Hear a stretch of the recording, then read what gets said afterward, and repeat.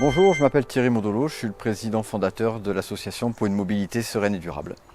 Alors Thierry, vous vouliez nous interpeller aujourd'hui sur cette histoire de ralentisseur. C'est d'ailleurs l'un de vos chevaux de bataille au sein de l'association. Absolument, donc aujourd'hui, depuis maintenant 6 ans, nous travaillons sur les ralentisseurs et surtout sur la non-conformité de ces derniers. Il faut savoir qu'en France aujourd'hui, nous avons un peu plus de 450 000 ralentisseurs. Certains se rajoutent en permanence. Il faut savoir aussi c'est que sur ces 450 000 ralentisseurs que nous dénombrons sur l'ensemble du territoire, y compris les Outre-mer, aujourd'hui, aucun n'est conforme à la réglementation. Finalement, aucun n'est légal et n'a le droit de citer sur les voies publiques. Comment le sait-on ça, qu'aucun ralentisseur n'est légal actuellement en France? Toutes les études que nous avons menées, alors, notamment dans le département du Var, mais aussi par rapport aux témoignages et aux photos que nous recevons de l'ensemble de la France, nous montrent à chaque fois des ralentisseurs non conformes. Et il est quand même assez bizarre qu'au moins un sur tous ceux que nous avons pu expertiser ne le soit pas. Alors, conforme, pour qu'il soit conforme, Thierry Modolo, grosso modo, expliquez-nous en quelques mots, comment doivent-ils être réalisés? Alors la première chose avant la réalisation, pour qu'un ralentisseur soit conforme, il doit être conforme à son implantation. C'est-à-dire qu'aujourd'hui, quasiment tous les ralentisseurs, pour ne pas dire tous, n'ont pas le droit d'être implantés sur les lieux où ils le sont. Alors très vite, sur des voies où circulent plus de 3000 véhicules par jour, des voies où circulent des lignes de bus, proches de centres hospitaliers ou de services de secours comme les pompiers, etc., etc. Ça, c'est la base de tout. Et ensuite, quand ils sont construits, ils ne sont pas construits selon la norme en vigueur, c'est-à-dire maximum 10 cm de haut et maximum 4 mètres de long. Cette réglementation que vous rappelez, Thierry, elle est estampillée, elle a été validée, c'est passé par l'Assemblée nationale, c'est passé par les instances politiques. Non, alors c'est passé par les instances politiques, mais il s'agit d'un décret d'application qui a été créé en 1994 par Charles Pasqua. Le but de ce décret était plus que louable, puisque déjà à l'époque, même s'il y en avait beaucoup moins, il commençait déjà à y avoir une certaine anarchie, puisque chaque élu faisait le ralentisseur un peu comme il le sentait. Ce décret-là vise à recadrer le débat et à mettre en conformité la France par rapport à différentes réglementations internationales, notamment sur la garde au sol des véhicules, de manière à ce qu'un véhicule fabriqué au Japon ou aux États-Unis ou en Chine aujourd'hui puisse rouler en France sans être endommagé à chaque passage de ralentisseur. Ce qui n'est pas le cas aujourd'hui. Ce qui est très loin d'être le cas aujourd'hui. Vous avez ici, par exemple, là on est dans le département du Var, vous avez des véhicules qui régulièrement se sont bloqués sur des ralentisseurs. Alors nous avons eu des véhicules, notamment des bus. Je rappelle juste que quand il y a une ligne de bus, il n'y a pas le droit d'y avoir de ralentisseur, mais nous avons eu des bus qui se sont retrouvés posés sur le châssis, avec les 4 roues en l'air. Et le chauffeur de bus n'a eu d'autre solution que de faire descendre tout le monde sur la voie publique pour soulager le bus et puis pour pouvoir continuer à avancer et remonter tout le monde dans le bus, ce qui est formellement interdit puisqu'en cas d'accident, il est pénalement responsable. Ça, c'est arrivé ici dans le Var? C'est arrivé à quelques kilomètres d'ici, dans une ville de la métropole de Toulon qui s'appelle la Valette du Var. Et quand ce ne sont pas des autobus, ce sont des véhicules bas? Alors les véhicules bas, certains ne peuvent même plus passer. Nous avons eu le cas lors d'un test dans une autre ville de la métropole de Toulon, à la Garde, où avec une Porsche entièrement d'origine, nous avons dû faire demi-tour à double reprise, puisqu'il était impossible de passer le ralentisseur, sauf à arracher tout l'avant de la voiture, même en première. Alors il y a des maires apparemment, d'après ce que vous me disiez récemment, qui sont conscients de ça, parce que il y a eu des procès, il y a eu des plaintes, il y a eu des procès, et il y a des maires qui ont été effectivement envoyés devant les tribunaux. Vous me citiez il y a quelque temps le cas d'un maire qui a dû, du coup, parce qu'il venait d'être condamné, a fait retirer tous ses ralentisseurs. Alors, nous avons fait condamner deux maires dans le Var, suite à des sinistres sur des véhicules. Donc les maires ont à ce moment-là enlevé le ralentisseur en question.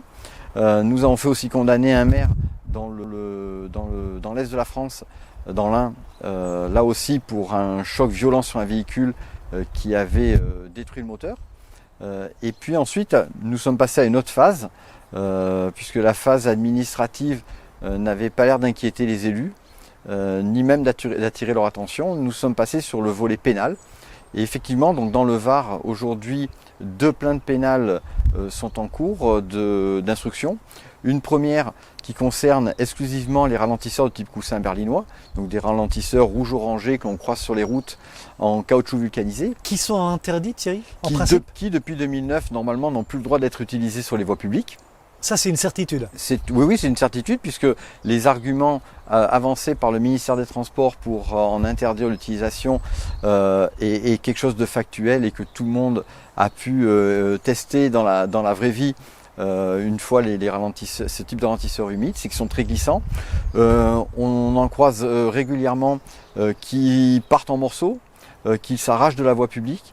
Donc c'est pour ces raisons-là que le ministère avait donc demandé à ce qu'ils ne soient plus utilisés. Donc c'était en 2009, il y a très longtemps. Et pourtant, aujourd'hui, des élus continuent à en installer tous les jours. Comment est-ce que vous l'expliquez ça? Est-ce qu'on peut trouver une explication sensée? Alors il n'y a aucune explication rationnelle à ça.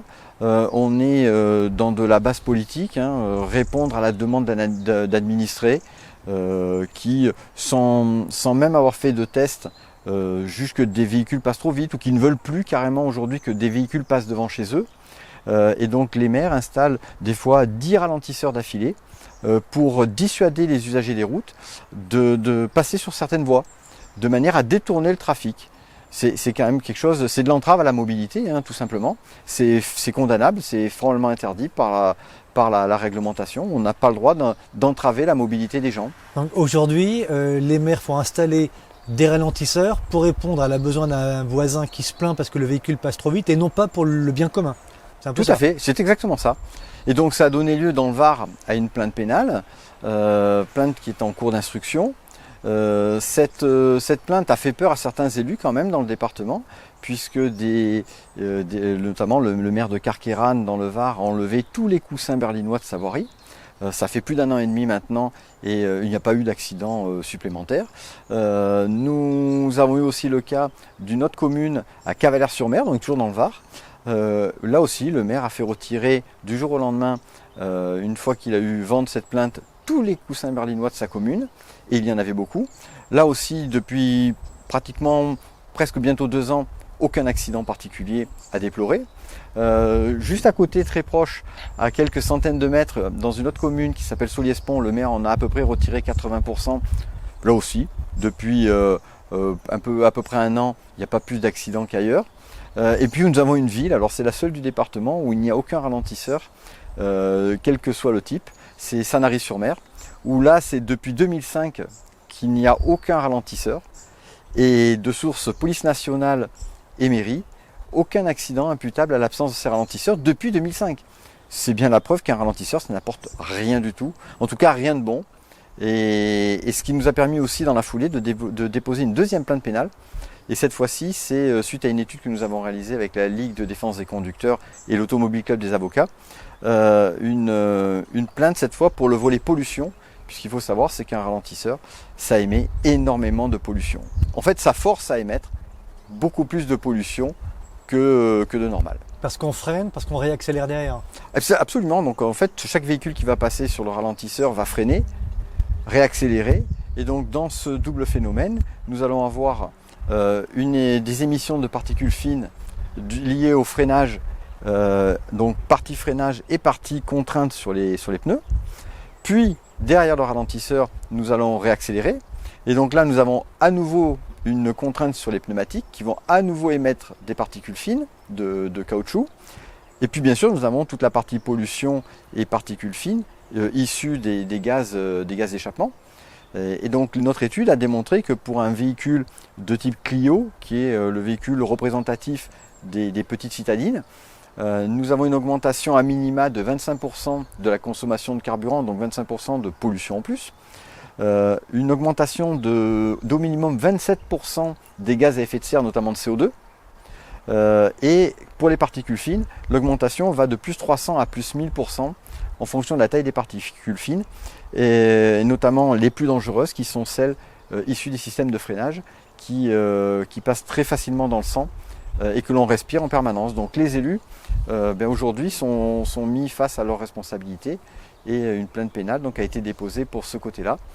Puisque c'est ni plus ni moins que de la mise en danger délibérée de la vie d'autrui. Donc aujourd'hui nous avons aussi une plainte pénale qui a été déposée près de la Cour de justice de la République à l'encontre de 3 ministres, Madame Borne, Première ministre, Monsieur Béchu, ministre de la Transition écologique, et le ministre sur lequel il a la tutelle, Monsieur Clément Beaune, qui est le ministre des Transports, ministres qui, par leur passivité, laissent faire les élus locaux, alors qu'ils ont une obligation de respect des lois sur l'ensemble du territoire français. Donc là on est sur une plainte pénale pour mise en danger délibérée de la vie d'autrui. Nous avons aussi un recours contre l'État dans le cadre de son inaction pour la lutte contre la surpollution. Donc là ça touche effectivement tout le volet gaz à effet de serre, pollution atmosphérique et particules fines, puisque l'État au sens large du terme, laisse faire aussi les élus locaux, alors qu'il doit garantir le bon respect des réglementations et des lois sur le territoire. Et puis nous avons un recours devant le Conseil d'État suite à certaines décisions de tribunaux administratifs ou de cours d'appel qui balaient d'un revers de main la réglementation officielle au bénéfice d'un document issu du CEREMA, qui est le guide plateau et coussin, et qui n'a aucune valeur réglementaire. C'est-à-dire qu'aujourd'hui, ça revient à juger quelqu'un en cour d'assises sur la base de Justice Magazine plutôt que sur le code pénal. C'est assez cocasse, c'est très français de trancher des litiges, non pas sur des textes officiels, mais sur des textes sans aucune valeur. Bon, et puis je voudrais rappeler, pour être tout à fait complet, vous allez me confirmer, Thierry, c'est que vous travaillez en étroite collaboration, notamment avec Bernard Darniche, qui est l'ancien grand champion de rallye. Exactement, Bernard Darniche qui lui aussi a une vision qui se rapproche de la nôtre et qui sait très bien, en tant que cycliste, que ces infrastructures sont très dangereuses. La preuve en est, en un peu plus d'1 mois, nous avons eu 4 témoignages de cyclistes très lourdement accidentés. Alors c'est dans l'ouest et dans le nord de la France, avec des traumatismes faciaux, des traumatismes crâniens, des épaules brisées en petits morceaux, etc. etc. Ces ralentisseurs sont un véritable danger. Un obstacle sur une route est un danger, au même titre qu'un trou dans la voie publique. Et aujourd'hui, on s'aperçoit que les routes, malheureusement, sont de plus en plus mal entretenues, qu'il y a des trous partout, de grosses déformations de voirie. Les élus préfèrent rajouter des bosses sur les routes plutôt que de les boucher. Et ce qui nous laisse dire qu'il y a peut-être une volonté là aussi de mettre en danger les usagers des routes en créant un nouveau problème plutôt que d'en réparer un. Merci beaucoup Thierry. Merci à vous. Merci.